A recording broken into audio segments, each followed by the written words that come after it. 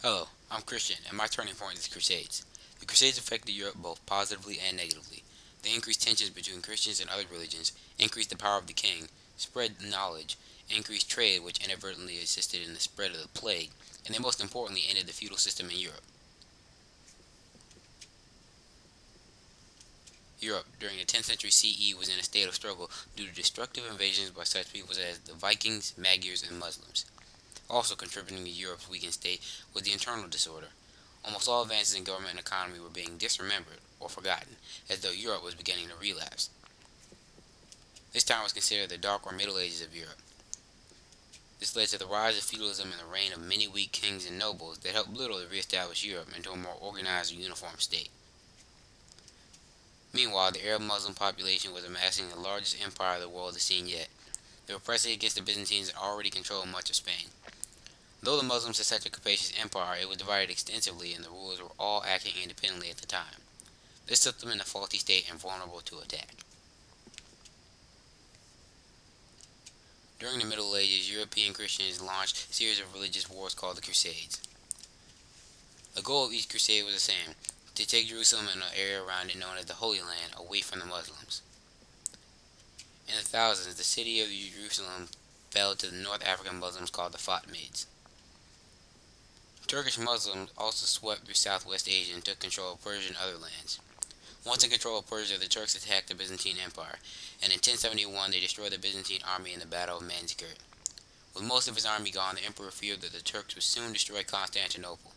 Desperate, he turned to the Western Europe and Pope Urban II for help. Urban called church leaders to a council in Clermont, France. He called on all Christian warriors such as knights and nobles to lay aside their differences and fight against the Turks.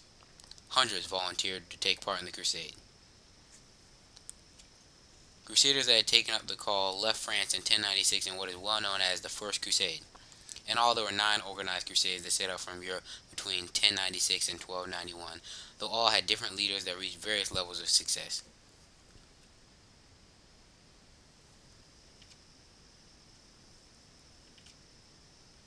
All, however, had the same goal: claim and protect the Holy Land. In the First Crusade, the Christians accomplished their goal, capturing the city of Jerusalem and establishing small kingdoms along the way. In truth, the First Crusade was the most successful.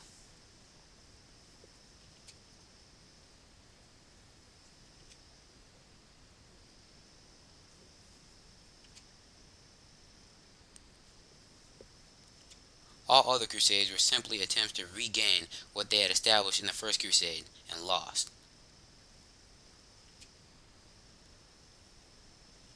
Although the Crusaders could not accomplish their goal in later crusades, they did leave some long-lasting effects on Europe and the Holy Land.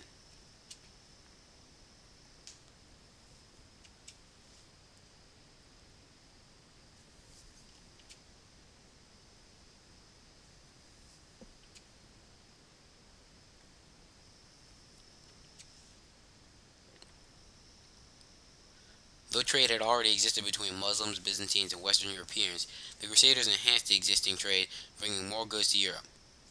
One of the most important effects of the Crusades was the commerce. They created a constant demand of transportation of men, supplies, encouraged shipbuilding, and extended the market for Western wares in Europe. With Europeans' newfound increase in trade and increased their interaction with merchants all over the world, this added to the already changing European economy of the Middle Ages. This movement of people enabled the plague to spread much faster.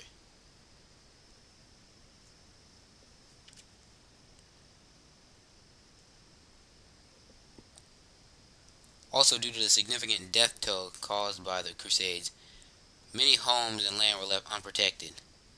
Thus, kings took advantage of it and acquired much new land. With more land, kings gained more power in Europe. Other political effects of the Crusades were that, in checking the advancing of the Turks, the fall of Constantinople was postponed for 3 centuries or more. This gave the early Christian civilization of Germany time to acquire sufficient strength to roll back the returning tide of the Mohammedan invasion when it broke upon Europe in the 15th century. Those who participated in the Crusades became more receptive to the culture they had encountered. They liberalized the minds of Crusaders. The Crusades opened up a new world, and those who had not participated in the Crusades became more intolerant.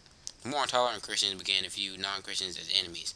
consequently causing an increase in tension between Christians and other religions. The perspective of people on education during the Middle Ages also changed. The knowledge of the Crusaders brought home added to the intellectual development of Europe. The Crusades helped to undermine feudalism. Thousands of barons and knights mortgaged or sold their lands in order to raise money for the crusading expedition. Thousands more perished in Syria and their estates through failure of heirs reverted to the crown. Moreover, private warfare, which was rife during the Middle Ages, also tended to die out with the departure of the Holy Land of so many turbulent feudal lords. Their decline in both numbers and influence, and the corresponding growth of the royal authority, may best be traced in the changes that came about in France, the original home of the crusading movement. The Crusades afforded an opportunity for romantic composure and the opportunity of social freedom. The Crusades were therefore one of the principal fostering influences of chivalry.